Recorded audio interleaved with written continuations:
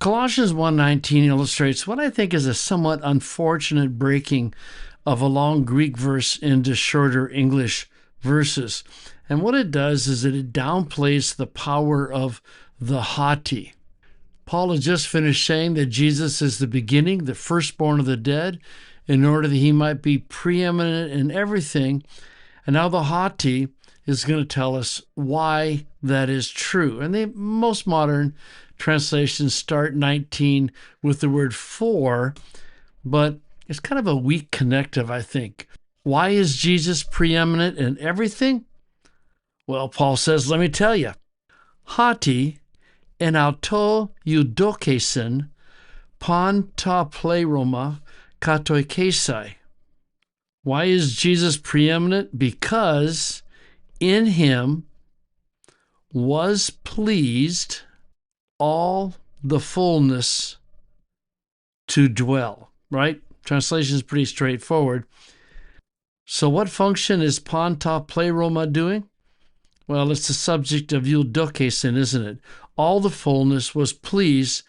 Then you have a complementary infinitive, to dwell. Interesting question of the fullness of what? And this is Paul writing in his normal kind of what appears to be shorthand to us.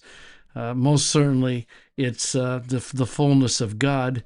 It would have been nice if he had actually written that. It had been an explicit statement on the divinity of Christ, but the fullness of God dwells in Jesus. So in phrasing, that haughty is really important. And I'm not really sure other than that phrasing is going to really help. I mean, you may want to get into grammatical diagramming at this point, but I think it's pretty straightforward. But maybe I could do that and split that out a little so that you have the connector, because the main idea is was pleased to dwell where in him, and what dwelt all the fullness, and that fullness dwelt in him.